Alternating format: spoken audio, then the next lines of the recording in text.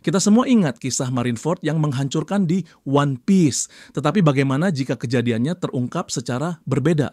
Bagaimana jika yang ditangkap bukan Ace, melainkan Shanks?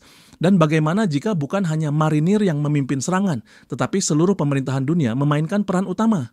Komandan Divisi Kedua Ace Whitebeard sedang memburu Blackbeard, pengkhianat yang membunuh rekan kru demi Yami Yami no Mi. Blackbeard melakukan segala kemungkinan untuk menghindari konfrontasi langsung. Tak terduga dan licik, dia menolak membiarkan Ace memojokkannya. Selama pencariannya, Shanks mendekati Ace, ia menyuruhnya menghentikan pencariannya, karena Blackbeard bukanlah seseorang yang seharusnya ia hadapi sendirian. Sekalipun Ace kuat, Shanks nampaknya yakin Ace akan dikalahkan. Namun Ace tidak menyerah, jadi pada akhirnya Shanks memutuskan untuk menemani Ace dalam pengejarannya, alih-alih membiarkannya pergi sendirian. Meskipun diliputi amarah, tapi Ace setuju ketika Shanks menawarkan bantuan. Shanks yakin bahwa Blackbeard akan menjadi ancaman besar pada waktunya dan memutuskan untuk menghentikan masalah ini sejak awal dalam pencarian mereka. Shanks dan Ace akhirnya berakhir di pulau yang belum dipetakan. Lingkungan pulau itu lembab dan terasa berat, tetapi Ace dan Shanks tetap melanjutkan penjelajahan dan mencari tanda-tanda bahwa Blackbeard ada di sana. Mereka segera menemukan sebuah bongkahan batu ketika Ace merasakan kehadiran Blackbeard. Bentrokan yang tak terelakkan pun terjadi. Setelah melihat Blackbeard, Ace segera mengambil tindakan ofensif dan menggunakan kekuatan Mera-Mera no Mi untuk melancarkan api besar ke arah para bajak laut. Blackbeard segera memanggil kegelapannya dan menelan api Ace, menetralkannya seketika sebelum mengirimkan bayangannya ke arahnya. Bentrokan mereka sangat dahsyat, api dan bayangan saling bertabrakan. Teach menerjang maju untuk menusuk Ace, Shanks melepaskan ledakan haki raja yang menyebabkan Teach tersandung dan membiarkan Ace lepas dari genggamannya. Blackbeard adalah seorang oportunis dan dia tahu bahwa jika dia memenangkan pertarungan ini, dia akan dapat merebut Mera-Mera no Mi dan memperoleh peningkatan reputasi yang besar dengan mengalahkan Kaisar Laut, tetapi bahkan dia menyadari bahwa Shanks mungkin terlalu tangguh untuk dia tangani saat ini. Buah iblisnya pada dasarnya tidak berguna melawan Shanks. Dia juga menyadari bahwa semakin lama konflik berlangsung, semakin buruk pula dampaknya bagi dirinya. Meskipun demikian, Blackbeard tidak dapat melarikan diri secepat yang diinginkannya. Dia mulai menyebarkan kegelapan serta menyerap udara dan realitas di sekitarnya. Shanks membalas dengan melepaskan serangan hakinya, menyebabkan kekuatan kehendak yang sangat besar merobek kegelapan yang sangat banyak, dan tanah mulai bergetar saat kedua kekuatan itu berbenturan. Setiap gelombang mengirimkan gelombang kejut yang menghancurkan tanah di bawah mereka. Shanks menerjang Teach dengan pedangnya, dan Blackbeard menyerap dampaknya sendiri. Ace menyaksikan dari samping dengan kagum dan menyadari kesenjangan nyata antara dirinya dan Teach, terutama sekarang karena kekuatan logia miliknya tidak berguna. Meski begitu, Ace memutuskan untuk ikut campur, tetapi ia lengah ketika Jesus Burgess membanting pohon ke arahnya.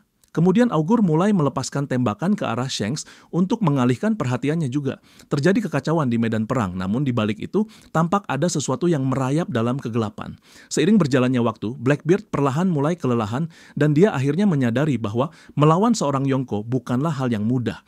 Para bajak laut berambut merah menonton dari jauh, berharap pertarungan akan segera berakhir dengan kemenangan Shanks karena Shanks berhadapan dengan Blackbeard dengan penggunaan kekuatannya yang minimal. Akan tetapi, tepat pada saat Shanks hendak melancarkan serangannya yang menentukan, sebuah tebasan menyerangnya dan dia berhasil menghindari tebasan itu dan membelah seluruh pulau menjadi dua. Saat debu mulai mereda, seorang penyusup tak terduga menampakkan diri.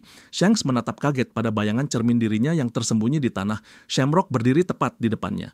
Blackbeard memanfaatkan kesempatan itu untuk melancarkan serangan yang meleset, tetapi hal itu mengalihkan perhatian Shanks cukup lama sehingga Shamrock dapat memulai serangannya. Para bajak laut rambut merah bergerak begitu mereka melihat ini, tetapi mereka dihentikan oleh lebih banyak anggota Ksatria Dewa yang muncul entah dari mana. Shamrock sendiri menyuruh Blackbeard untuk berurusan dengan Ace sementara dia menangani saudaranya sendiri. Shanks terkejut karena Shamrock adalah hantu dari masa lalu.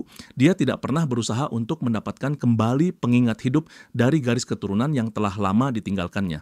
Dia adalah pemimpin para Ksatria Dewa dan saudara kembar Shanks. Shamrock benar-benar kebalikan dari Shanks dalam segala hal kecuali wajahnya.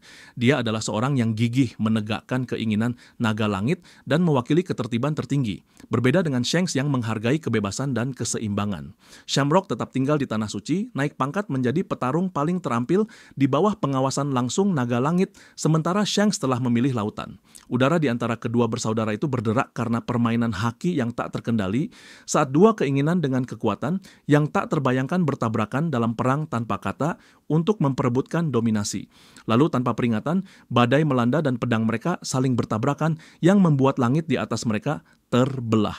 Kekuatan haki sang penakluk mengirimkan gelombang kejut yang memecah tanah, menghancurkan pulau yang sudah hancur menjadi pecahan-pecahan yang runtuh.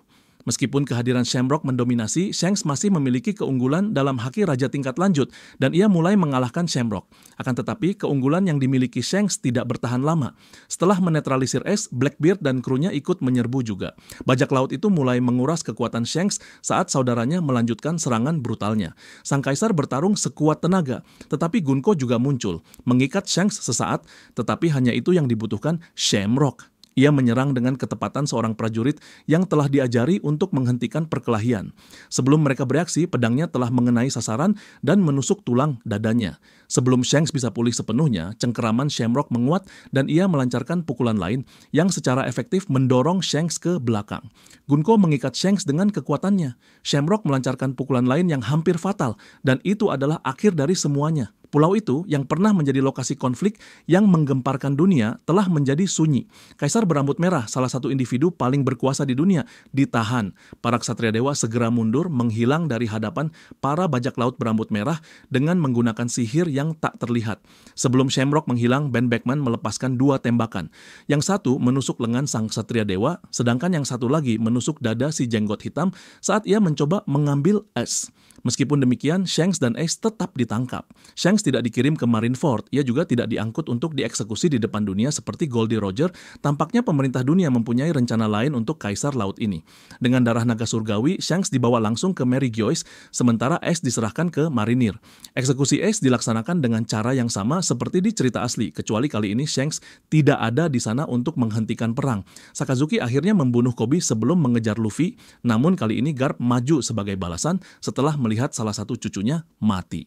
Garp tidak akan menoleransi yang lain. Saat Sakazuki hendak memberikan pukulan mematikan, Garp membalas dengan hantaman Galaxy Impact yang membuat sang Laksamana terlempar. Sengoku muncul untuk menghentikan Garp sementara Marco dengan cepat menguasai situasi dan menyuruh semua orang mundur sambil pergi menyelamatkan Luffy. Garp melawan Sengoku dalam kemarahan yang membabi buta, menyatakan bahwa dia tidak akan lagi membiarkan siapapun menyakiti keluarganya. Medan perang berubah menjadi kacau ketika marinir bergegas untuk menjatuhkan pahlawan mereka, sementara bajak laut Shirohige melarikan diri. Ketika Garp merasa yakin bahwa Luffy telah melarikan diri, ia akhirnya berhenti bertarung dan membiarkan Sengoku menangkapnya, tetapi tidak sebelum memberikan pukulan telak kepada Sakazuki yang membuatnya tidak dapat berdaya lagi. Dan kemudian Kaido muncul. Sang kaisar datang untuk menghadapi Shirohige, tetapi ia telah dikalahkan oleh Blackbeard.